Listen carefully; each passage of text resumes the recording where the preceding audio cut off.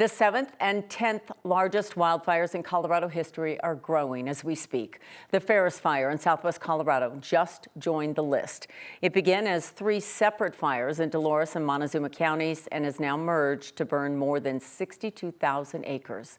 That's nearly 100 square miles, most of it public land. Crews have it 19% contained tonight. To the east, the Aspen Acres fire is the 7th largest in state history. The flames have burned more than 96,000 acres, or about 150 square miles across Pueblo and Custer counties. Crews have that fire 20% contained. There is some good news as we head into the weekend. The Pueblo County Sheriff's Office says they do expect to lift evacuations for most areas of southern Pueblo County by tomorrow. An important part of this ongoing firefight is the aerial attack, so-called Super Scoopers play a big role. Thanks for joining us. I'm Kim Christensen. And I'm Kyle Clark. So these Super Scooper planes can cover a lot of ground quickly. Bridger Aerospace sent some of the planes to Colorado to work the Aspen Acres fire. 9 News reporter Shalima Maharaj has the details from Pueblo County. Shalima?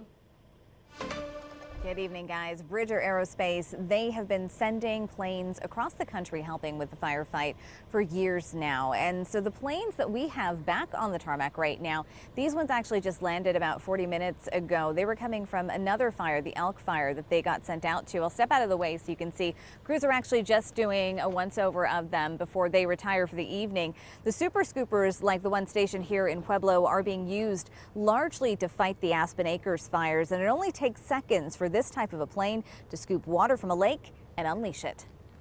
It's a dynamic environment, it's constantly changing. Scott Blue would know. From where he sits, he's got a bird's eye view of everything. My first summer on a Super Scooper would have been 2011. He's been all over. I've been from Alaska to Halifax to New Mexico to Michigan to California to British Columbia to Quebec and many, many points in between. Including here in Colorado. It used to be fire season, but it's kind of year round. It's kind of fire year now. Blue, who's a Super Scooper captain with Bridger Aerospace, knows what it takes to fight fire from the air. So with every scoop, we're picking up about 1,400 gallons, so 12,000 pounds. Right now, there are 2 Bridger Super Scoopers in the state, stationed in Pueblo. From the moment we touch down, the probes hit the water, and it takes about 10 to 12 seconds to fill up the water tanks, and then we retract the probes, accelerate, and head over to the fire. They have been helping fight the Aspen Acres fire, but they're also being called out to other fires when needed. We can move a lot of water and really attack the fire directly and knock it down. Control the smoke for visibility for other aircraft, cool down the fire line for everybody on the ground to help out. So these guys, again, were sent out to the Elk Fire. That is just east of the Gold Mountain Fire. That one is still burning. They were able to get out there and do some work. They're back. The crews here are now just working on these planes so that they can leave here for the night, start again tomorrow. I'm going to step back into the shot here.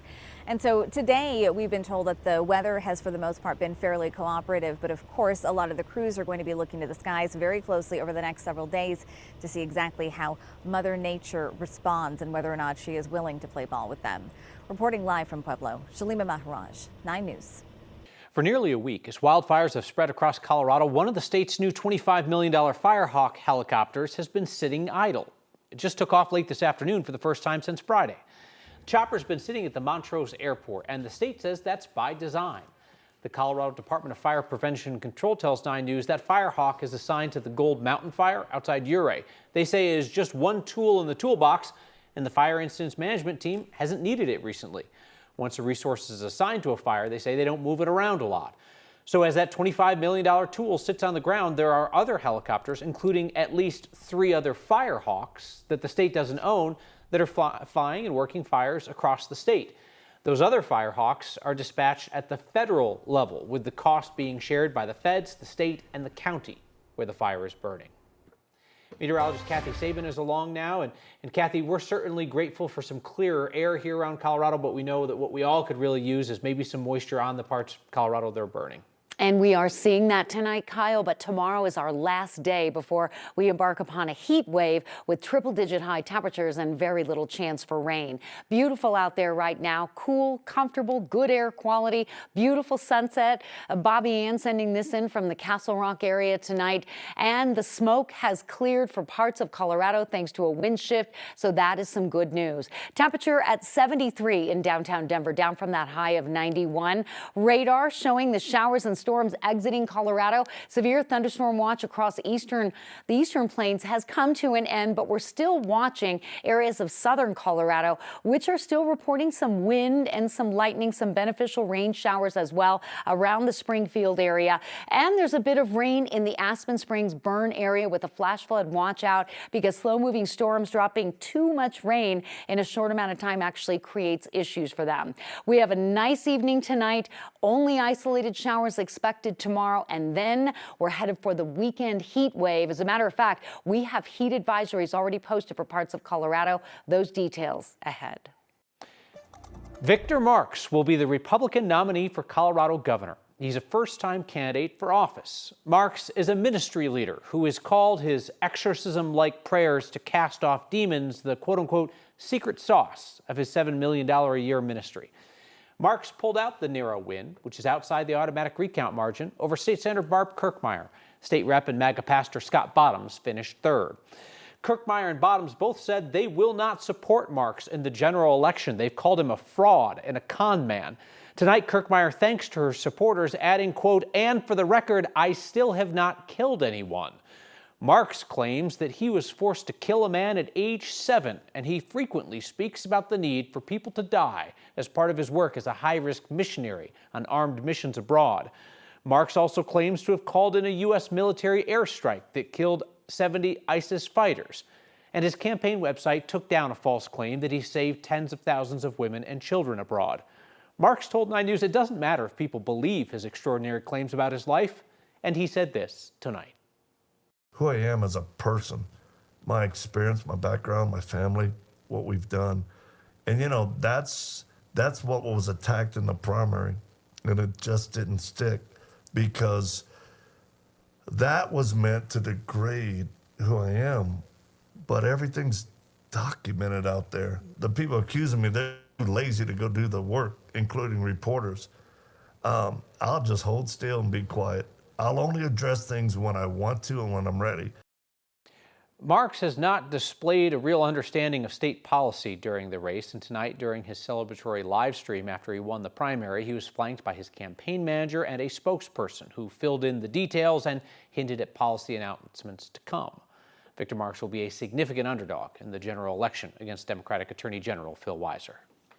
24 former employees of Kroenke Sports and Entertainment can sue the company now that a judge has sided with the man who once served as Rocky, the Nuggets mascot.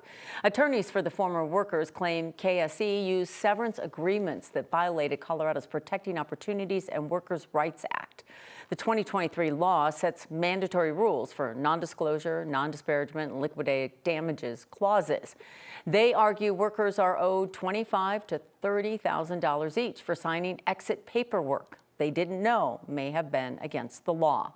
This has all started back to Drake Solomon. He worked for the Nuggets as the mascot from 2021 to 2024, and he sued his former employer. He claimed the team let him go because of ongoing medical issues, even though he had an excellent medical prognosis after a hip surgery.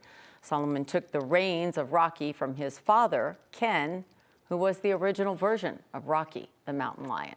We reached out to attorneys for both Kroenke Sports and Entertainment and Solomon. As of tonight, we've only heard back from Solomon's representation.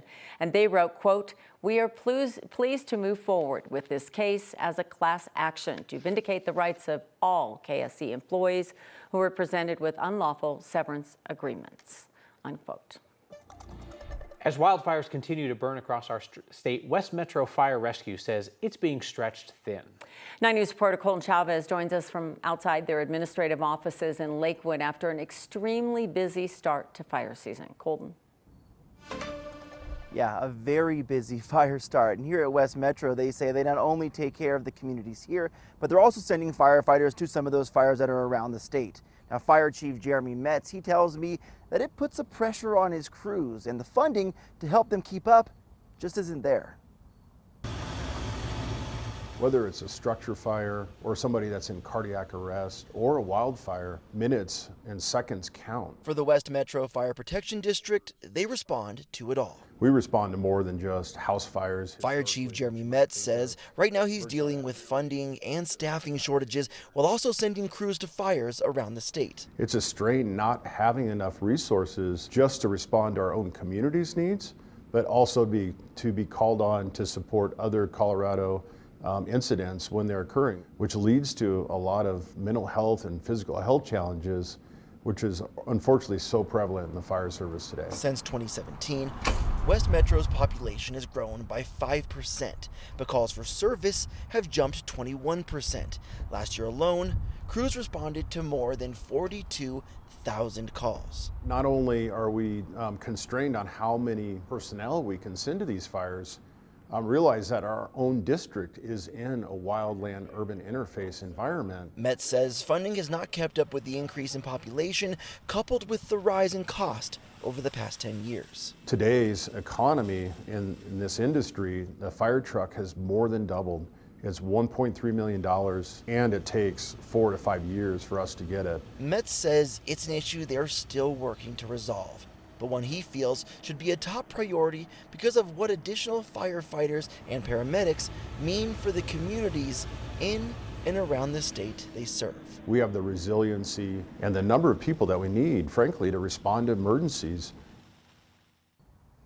Now, I asked Chief Metz, give me a number. How many firefighters, fire stations would we need to really see things start to pick up? He said right now they need 3 fire stations, and with those 3 fire stations, that would be about 60 or so additional firefighters. But Chief Metz also points out that even to build one of those fire stations could take up to 5 years, and as we know, there are fires currently burning around the state. Live in Lakewood, Colton Chavez, 9 News. The Southern Colorado Wildfire Relief Fund has been set up to help the hundreds of people who lost their homes and the others impacted in the Aspen Acres fire. 9 News viewers have raised more than $100,000 so far, and monthly donors to Next Word of Thanks Fund will chip in another $40,000. If you'd like to be part of this massive show of support for our neighbors in Southern Colorado, scan that QR code on your screen or text the word THANKS to 303-871-1491. The United Way of Southern Colorado set up this fund to help those Coloradans with short-term needs and their long-term recovery. That nonprofit is not taking out any fees or overhead.